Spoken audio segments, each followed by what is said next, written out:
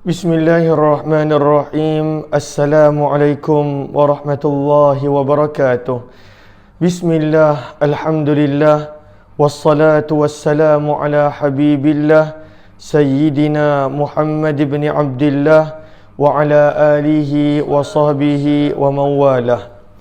Allahumma rabbi syrah lana sudurana wa yassir lana umurana wahlul 'uqdatam min alsinatina yafqahu aqwalana.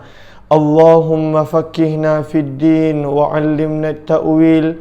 Allahumma alhimna marashid umurina wa a'idna min shururi anfusina birahmatika ya rabbal alamin. Walhamdulillahi rabbil alamin. Ahlan kepada sahabat-sahabat semua, selamat petang. Salam pertemuan dalam program Hamba Ilahi siri yang ketujuh bersama dengan saya Umar Aziz. Moga-moga perkongsian pada petang ini menjadikan adanya manfaat, adanya kebaikan untuk diri saya terutamanya dan untuk setiap daripada kita. Amin ya rabbal alamin.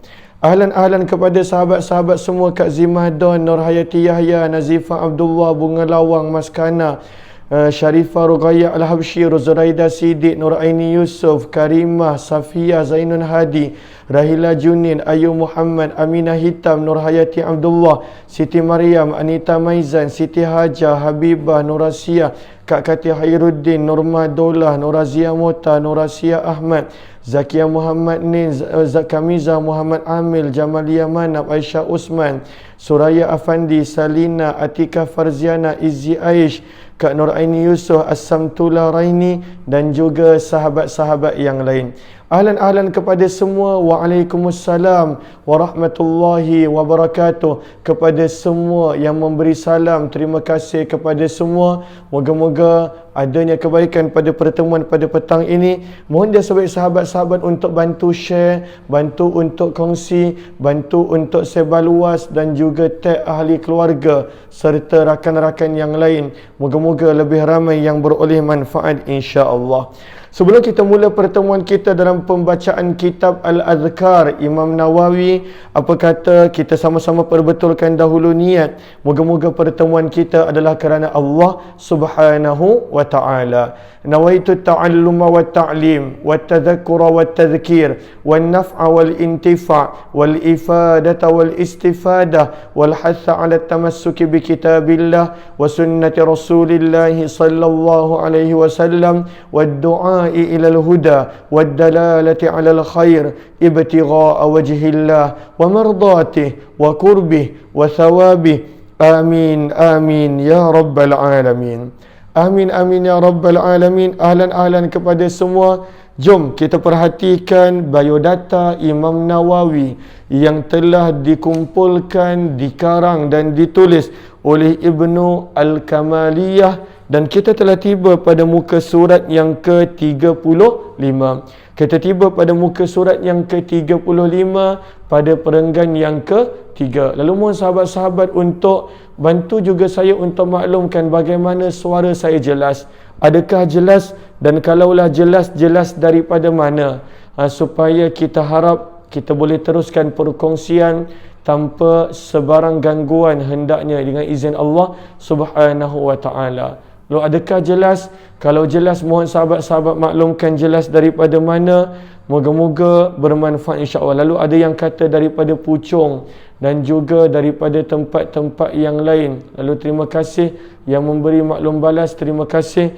Ada yang kata daripada Perak dan juga daripada tempat-tempat yang, alhamdulillah, Negeri Sembilan jelas, Perak jelas, USJ jelas, dan banyak yang mengatakan jelas. Moga-moga ianya adalah jelas.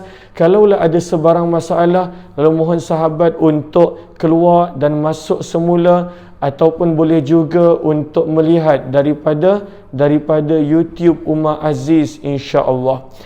Lalu kita berada pada perenggan yang ketiga, di mana Ibnu Kamaliyah, beliau pada Ibnu Kamiliyah, beliau pada waktu ini sedang mengumpulkan pandangan-pandangan, kata-kata daripada para ulama yang mana menceritakan tentang Imam Nawawi rahimahullahu ta'ala.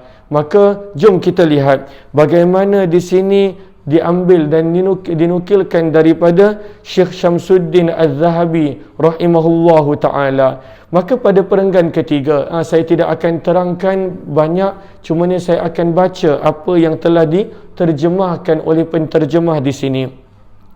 Lalu Syekh Syamsuddin Az-Zahabi berkata pada muka surat yang ke-35 pada perenggan yang ke-3 daripada kitab Al-Azkar ataupun terjemahannya keagungan zikir dan doa harian Rasulullah sallallahu alaihi wasallam. Kalau ada sahabat-sahabat yang ingin untuk membuat pembelian kitab, boleh tekan pada link yang diberikan di ruang komen. Boleh tekan pada link di situ. Lalu Syekh Syamsuddin Az-Zahabi berkata, An-Nawawi merupakan mufti ummah, tuan guru Islam, Muhyiddin, penghidup agama, penghafaz Al-Quran, pakar fiqh mazhab Syafi'i, seorang yang zuhud, berilmu dan juga seorang yang dekat dengan Allah ataupun kita biasa dengar sebagai wali seperti mana yang telah diterjemahkan di sini. Manakala berkatalah Imam Zahabi dalam kitabnya Tabaqatul Huffaz, dikatakan Qutbuddin Al-Yunini menceritakan tentangnya. Beliau menjelaskan pada zaman itu beliau seorang sahaja yang hidup dalam penuh keilmuan, iaitu Imam Nawawi hidup dalam penuh keilmuan, kewarakan, rajin beribadah, bertakwa dan hidup dalam kesusahan. Kerap kali menghadap Raja Al-Zahir di Darul Adil, sehingga Raja Al-Zahir bertitah, beta takut dengan Nawawi. Raja pun takut dengan Imam Nawawi. Beliau ditugaskan menjadi syekh di Darul Hadis. Syekh Syamsuddin Ibn Fakhr Al-Hambali menceritakan pula, beliau iaitu Imam Nawawi merupakan imam yang hebat, penghafaz yang bertakwa, bersungguh-sungguh dalam mencari ilmu. Sangat bersungguh-sungguh. Nanti kita akan lihat bagaimana beliau mencari ilmu, mengajar ilmu. Beliau sangat bersungguh-sungguh mencari ilmu dan telah mengarang banyak buku. Orangnya sangat warak dan zuhud, tidak mementingkan makanan dunia yang lazat, kecuali makanan yang dibawa oleh ayahnya berupa kek dan juga buah tin. Jangan kita salah faham, kek seperti mana zaman kita, tidak. Ini adalah kek yang pada zaman dahulu yang dimaksudkan. Dan juga buah tin, ayah dia bawa daripada kampung dan itulah dia makan. Padahal dia tinggal di Damsyik yang merupakan bandar dan kota besar pada waktu itu. Beliau hanya memakai pakaian yang kaya dengan tampalan. Dia tidak ada seperti saya yang mana setiap kali buat live nak tukar jubah. Tak ada. Lalu beliau bukan begitu. Beliau punya pakaian penuh dengan tampalan. Zuhudnya Imam Nawawi rahimahullahu ta'ala. Dan beliau tidak memasuki bilik air, iaitu hammam. Hammam di sini maksudnya iaitu tempat mandian air panas. Bilik air yang khusus untuk mandian air panas, beliau tak masuk pada hammam. Yang mana ada sebab-sebab yang tersendiri kenapa beliau tidak masuk pada hammam. Hammam adalah tempat pemandian yang masih ada pada sebahagian negara Arab, yang masih ada pada negara Turki pun ada, iaitu tempat mandi yang mana pada waktu itu dia tempat mandi yang khusus. Lelaki-lelaki, perempuan-perempuan, dia ada tempat mandi air panas dan sebagainya. Maka beliau tidak pernah masuk ke hammam atas sebab takwanya dan juga ada alasan-alasannya. Beliau tidak pernah memasuki bilik air. Para sahabat boleh tulis pada perkataan bilik air itu ha mim alif mim. Beliau tidak pernah masuk ke hammam. Beliau juga tidak pernah memakan kesemua buah-buahan serta tidak mementing wang. Moga Allah merahmati beliau. Inilah keadaan Imam Nawawi rahimahullahu ta'ala, seperti mana yang diceritakan oleh Imam Zahabi dalam kitabnya Tabaqatul Huffaz. Begitu juga Imam Zahabi menerangkan tentang Imam Nawawi pada tempat yang lain. Az-Zahabi berkata dalam Tabaqatul Hadiyah wal Ishrin daripada Tabaqat Al-Huffaz, Syekh Islam Muhyiddin, Muhyiddin maksudnya penghidup agama. Beliau ketua dalam tabaqat ini. Tabaqat maksudnya pada peringkat Hadiyah wal Ishrin. Hadiyah wal Ishrin terjemahannya 21. Pada peringkat yang ke-21 beliau adalah ketua. Disebutkan dalam Tabaqat Al-Ishrin. Ishrin maksudnya tahap yang ke-20. Dia menghadapi saat kematiannya dan moga Allah merahmatinya. Pada perenggan terakhir pada muka surat ini, manakala Syekh Tajuddin As-Subki pula berkata, beliau merupakan ustaz mutakhir, didatangkan oleh Allah bagi mereka yang terkemudian. Tidak pernah dijumpai mereka yang sezuhudnya dalam sedar dan lena, maksudnya pada zamannya. Tak ada orang yang sezuhud seperti Imam Nawawi, yang sangat-sangat berhati dengan apa yang dia makan, yang sangat-sangat berhati dengan apa yang dia pakai, yang sangat berhati-hati dengan ucapan dia, dengan perbuatan dia. Seterusnya Imam Tajuddin As-Subki menulis, dan juga tidak ramai umat Nabi Muhammad SAW yang mengikuti jalan salaf. Beliau memiliki hasil karangan yang bermanfaat. Banyak karangan-karangan Imam Nawawi yang mana pada waktu itu adalah karangan yang bermanfaat. Bahkan setiap hari kita belajar 2 daripada penulisan beliau, Riyadhus Salihin pada waktu pagi dan juga kitab Al-Azkar pada sebelah petang, dan banyak lagi kitab-kitab beliau yang mana bermanfaat. Elok, terpuji dan terkumpul banyak kebaikan padanya. Di dunia, beliau seorang yang warak dan menjadikan agama keutamaan dia, serta menjadikan kezuhudan sebagai tonggak dan titik tolak kehidupannya. Sangat-sangat zuhud. Beliau tidak gunakan ilmunya pada waktu itu untuk mencari dunia. Bahkan kita belajar bagaimana pemakaian dia, bagaimana makanannya. Lalu apakah lagi keadaan Imam Nawawi? Sentiasa bercakap benar. Dia sentiasa bercakap benar dan tidak menghiraukan cemuhan orang. Digelar singa masa kini dan menggegarkan manusia dengan agama Allah Ta'ala. Orang yang mencintai hari akhirat, inilah keadaan Imam Nawawi, mencintai akhirat dan takut akan hari pembalasan. Dia sangat takut pada hari pembalasan, padahal bagaimana amalan dia, penulisan dia, tetapi masih lagi takut pada hari pembalasan Yaumiddin. Beliau sentiasa memelihara pertuturan zahir dan batin. Dia sangat jaga percakapan dia. Beliau tidak tunduk kepada Raja Az-Zahir. Tadi kita dah baca dah sedikit sebanyak tentang raja pada waktu itu yang namanya Az-Zahir. Beliau tak tunduk kepada kehendak Raja Az-Zahir, berpegang teguh pada agamanya dan takutkan api neraka. Lalu bayangkan kalau Imam Nawawi yang mana penulisan dia, yang mana ilmunya sangat banyak memberi manfaat, takutkan kepada azab Allah, api neraka, bagaimana pula keadaan kita? Beliau menulis banyak karangan dan menjadi penguat jiwa yang punah. Beliau dengan karangan-karangan beliau pada waktu itu menguatkan hati-hati kita, jiwa-jiwa kita yang mana telah punah. Seterusnya pada perenggan seterusnya, muka surat 36, sentiasa berpegang dengan jalan ahli sunnah wal jamaah, tekun dengan kebaikan dan sentiasa berada dalam keadaan ketaatan. Ini pujian Imam Tajuddin As-Subki rahimahullah untuk Imam Nawawi. Seterusnya Ibnu Kamaliyah membawakan kata-kata daripada Imam Isnawi ataupun Asnawi. Syekh Jamaluddin Al-Isnawi menjelaskan, beliau iaitu Imam Nawawi seorang yang bebas dari sudut ikutan dan didikannya. Beliau seorang pembetul dan sangat berdisiplin, mempunyai ingatan yang sangat baik, ingatan dia sangat kuat dan mempunyai kedudukan dan kemampuan yang tinggi. Pemilik kitab yang masyhur, banyak kitab-kitab beliau terkenal.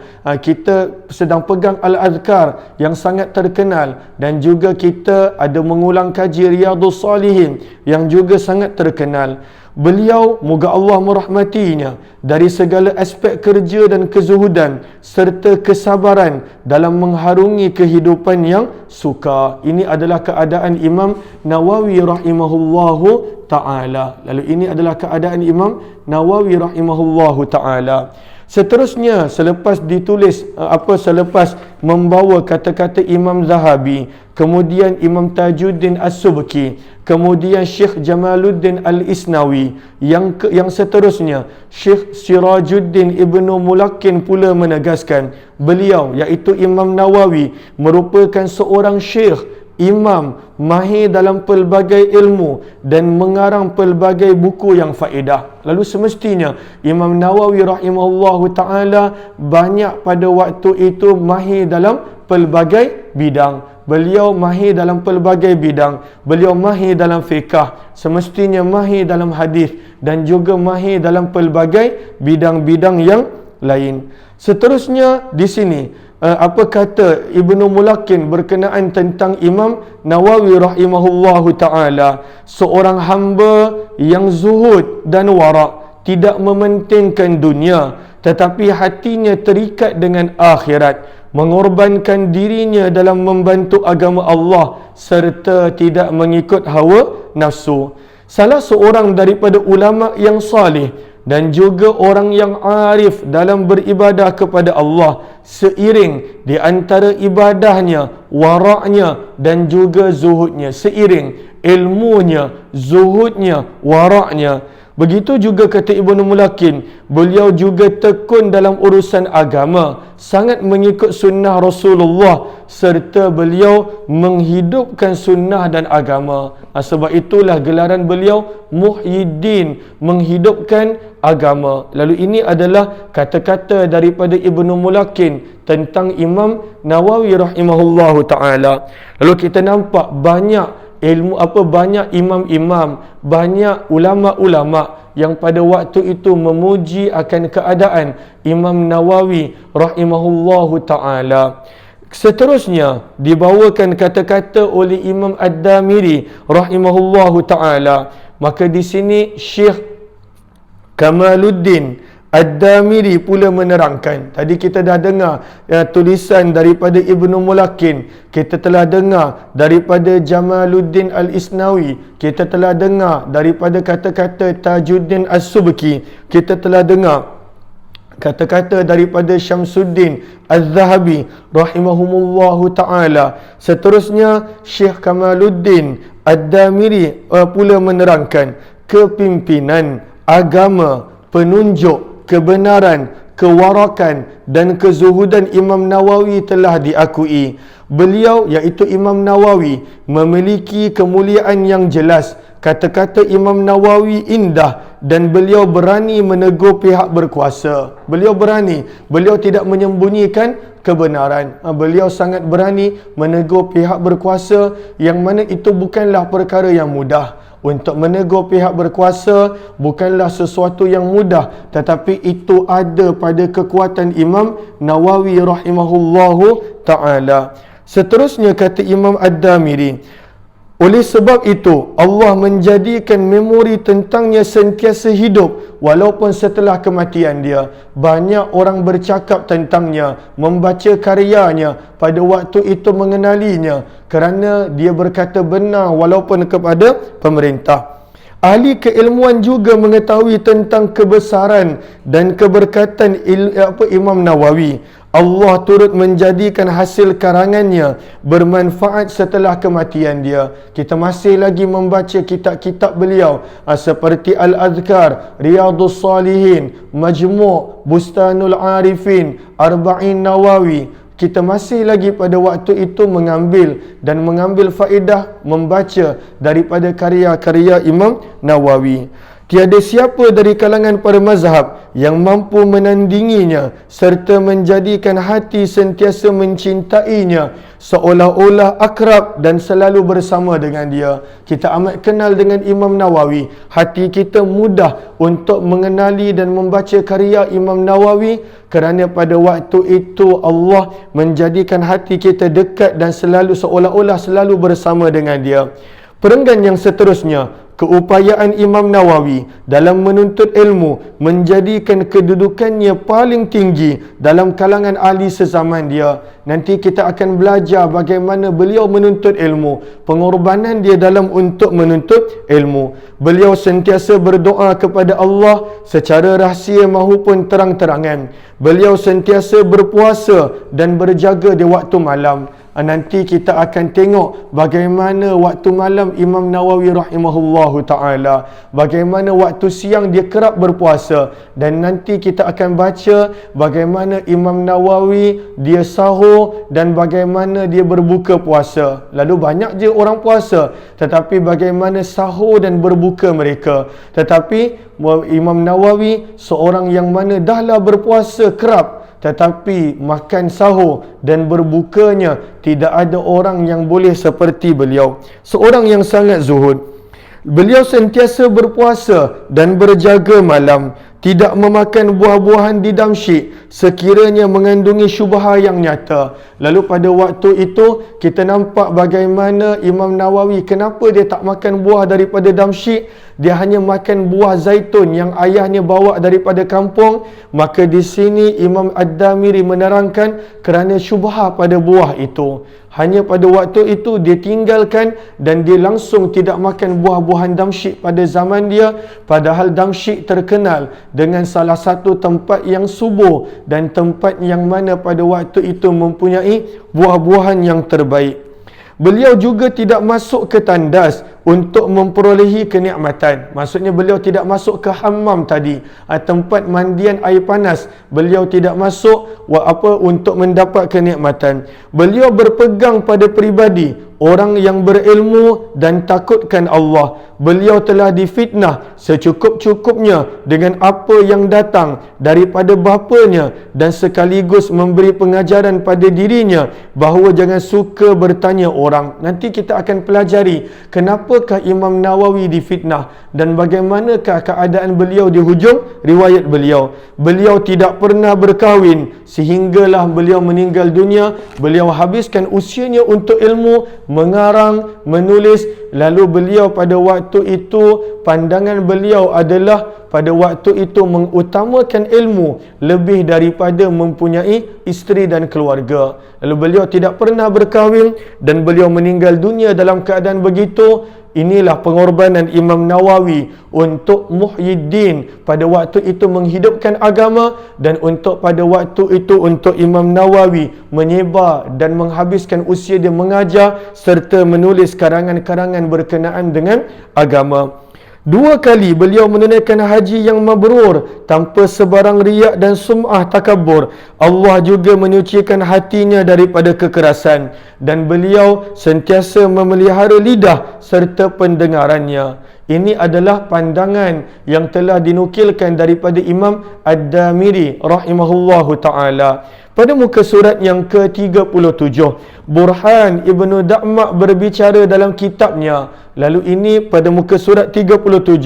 Apakah nama kitab beliau? Nuzhatul Anam fi Tarikhil Islam. Dalam kitab Nuzhatul Anam fi Tarikhil Islam, Syekh merupakan imam yang menjadi contoh tauladan, terkenal dengan sifat zuhudnya, kehambaannya, pegangan dan kerendahan hatinya, seorang yang sangat tawaduk, seorang syekh yang mempunyai keberkatan pada zaman tersebut. Itulah Muhyiddin yang merupakan lakab bagi Imam Nawawi.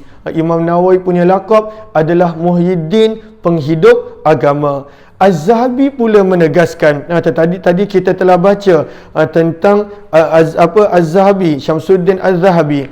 Az-Zahabi pula menegaskan yang mana beliau merupakan salah seorang pengikut Ibnu Al-Attar. Beliau lahir, Imam Nawawi lahir pada per-10 di pertengahan bulan Muharram tahun 631 Hijrah di Nawa. Lalu daripada sini kita mula belajar bilakah Imam Nawawi lahir, dan kita mula belajar di mana Imam Nawawi lahir. Lalu Imam Nawawi lahir di Nawa. Sebab itulah beliau lebih dikenali dengan panggilan Nawawi yang merupakan tempat beliau. Seterusnya, beliau lahir bila? Beliau lahir pada bulan Muharram. Al-Isnawi menambah pada per-10 pertama Muharram. An-Nawawi, kenapakah Imam Nawawi dipanggil Nawawi? Maka di sini disebut An-Nawawi, iaitu disandarkan kepada nama tempat beliau, Nawa, nun, waw, alif maksurah, iaitu alif berbentuk ya. Seperti yang pernah disebut, pada asalnya alif dihilangkan di antara 2 huruf waw. maka sepatutnya Nawawi. Waw yang pertama panjang, tetapi alif itu dihilangkan, maka tinggallah hanya Nawawi. Kebiasaannya boleh ditulis huruf alif di situ, lalu boleh baca Nawawi dan juga boleh baca Nawawi. Ia merupakan salah satu daripada kampung yang terletak di Syam. Apakah Nawa? Di manakah Nawa? Salah satu kampung yang terletak di Syam. Ibnu Al-Attar berkata, sebahagian para salihin terkemuka menerangkan padaku, beliau seorang yang dipercayai dan merupakan penulis yang benar. Bapanya pernah memberitahuku, Syekh tidur di sebelahnya. Ketika mana Imam Nawawi kecil, maka ayah Imam Nawawi menceritakan keadaan Imam Nawawi pada waktu kecil, maka pada waktu itu Syekh tidur di sebelahnya. Ketika itu usia Imam Nawawi 7 tahun. Pada malam yang ke-27 Ramadan, bapanya berceritakan, beliau tersedar, iaitu Imam Nawawi tersedar pada tengah malam dan mengejutkan ayahnya. Lantas berkata, wahai ayah, cahaya apa yang menerangi bilik ini? Seluruh ahli keluarganya bangun, tetapi ahli keluarga tidak nampak sebarang cahaya. Maka si bapa menjawab, ketahuilah bahawa ini adalah malam Lailatul Qadar, dan pada waktu itu Imam Nawawi telah diperlihatkan malam Lailatul Qadar pada usia beliau 7 tahun. Pada usia beliau 7 tahun. Lalu pada 7 tahun beliau telah diperlihatkan dengan Lailatul Qadar. Seterusnya, Syekh Al-Arif Billahi Ta'ala Abdullah Al-Yafi menjelaskan dalam kitab tarikhnya, apakah kisahnya? Menurut apa yang disampaikan kepadaku, bahawa beliau, iaitu Imam Nawawi, Allah menunjukkan gambaran yang indah selepas kewafatan Imam Nawawi. Beliau juga jelas keberkatan pada bukunya. Lalu boleh nampak keberkatan pada buku Imam Nawawi, yang mana buku beliau, penulisan beliau diterima dan diguna pakai pada setiap zaman. Beliau diterima Allah sebagai hamba-Nya serta memberikan manfaat pada seluruh pelosok negara bahkan dunia. Al-Yafi turut menambah, aku pernah bermimpikan Imam Nawawi dan jelas baik keadaan Imam Nawawi. Setiap masa mengingati Allah, mentaati perintah Allah. Beliau sentiasa menjaga waktu salat, sangat tinggi kecintaan pada Allah dan mengagungkan janji dan apa yang telah dijanjikan. Beliau sangat mengambil berat tentang janji-janji yang telah dibuat, serta menunjukkan kehidupannya setelah kematiannya. Beliau berbicara denganku, lantas mendoakanku. Selain itu, tiada yang membezakannya di antara seorang ulama dan hamba. Walaupun beliau seorang ilmuwan, tapi tawaduknya Imam Nawawi tidak ada beza antara beliau dan hamba. Lalu Syekh Tajuddin Ibn Subki menulis dalam kitabnya At-Tawshih, lagi sekali dibawakan pada tempat yang lain, pada kitab yang lain, tulisan Imam Tajuddin As-Subki rahimahullahu ta'ala. Aku mengenalinya, iaitu bapanya Syekh Taqiyuddin Syekhul Islam As-Subki dalam Syarah Al-Muhazzab, ketika mana meringkaskan kedudukan Syekh Muhyiddin An-Nawawi, moga Allah meridai mereka berdua. Bapanya berkata, almarhum sangat beradab dengan dia, menyayangi serta taat padanya. Lalu ayah kepada Tajuddin As-Subki, iaitu Taqiyuddin As-Subki, ada pernah menceritakan tentang Imam Nawawi. Ayah kepada Imam Tajuddin As-Subki, iaitu Taqiyuddin As-Subki, pada waktu itu ada pernah menceritakan tentang Imam Nawawi. Berulang kali bapanya, iaitu Imam Taqiyuddin As-Subki, berkata kepadaku, iaitu Imam Tajuddin, satu Tajuddin, satu Taqiyuddin, selepas zaman tabi'in ada satu kumpulan yang membantu An-Nawawi. Mereka memudahkan tugas beliau, menjadi peneman ketika dalam satu perjalanan di mana bapanya menunggang baral manakala seorang syekh berjalan kaki. Mereka berbicara dan berborak, dan syekh tersebut mengatakan bahawa beliau pernah melihat An-Nawawi. Sejurus selepas itu bapanya turun daripada baralnya, mencium tangan syekh yang kasar dan telah berumur itu seraya memohon doa daripadanya. Kemudian syekh tersebut berdoa sebaliknya, aku tidak pernah menunggang dan melihat An-Nawawi berjalan kaki bersama denganku.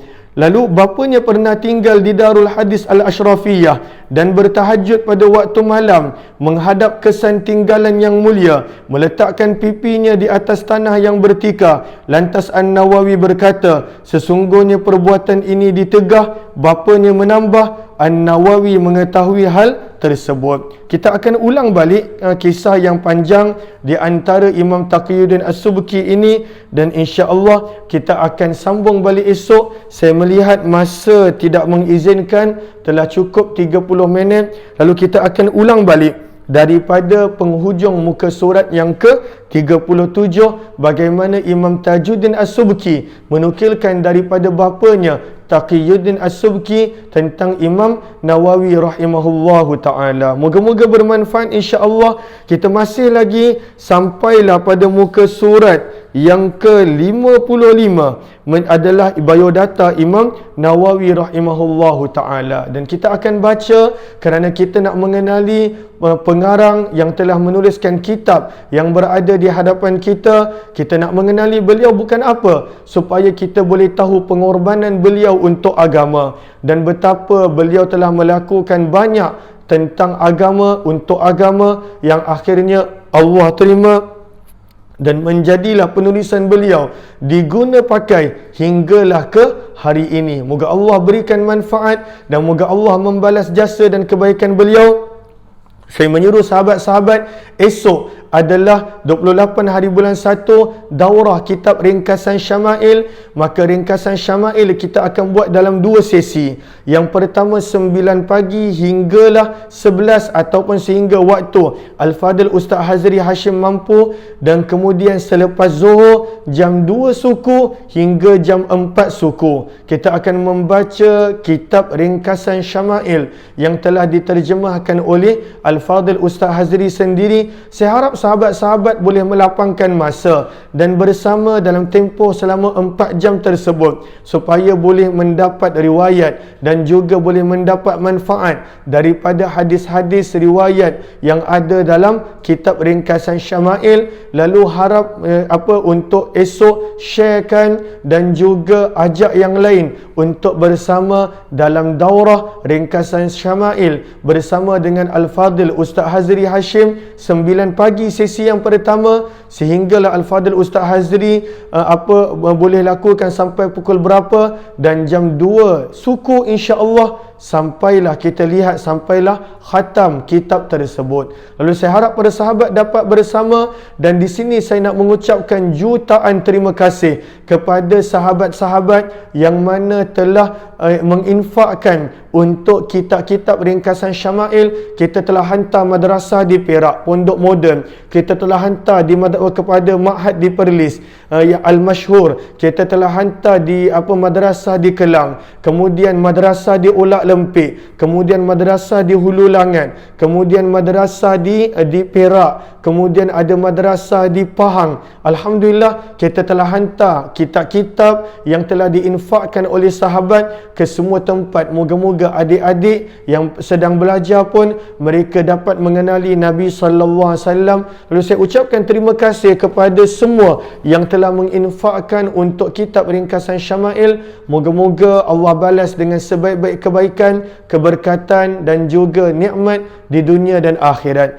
InsyaAllah kita jumpa pada malam ini selepas maghrib dengan izin Allah dalam perkongsian berkaitan dengan Madinah. Semalam kita telah cerita serba sedikit tentang Madinah. Malam ini kita akan sambung. Moga-moga bermanfaat. Kita jumpa nanti. Wabillahi taufiq wal hidayah. Assalamualaikum warahmatullahi wabarakatuh. Kepada sahabat-sahabat yang ingin untuk mendapatkan kitab Al-Adhkar, boleh tekan pada link yang diberikan di ruang komen. Dan kepada yang belum join, mohon untuk join grup Telegram kuliah UMAR Kuliah Umar Aziz. Terima kasih semua.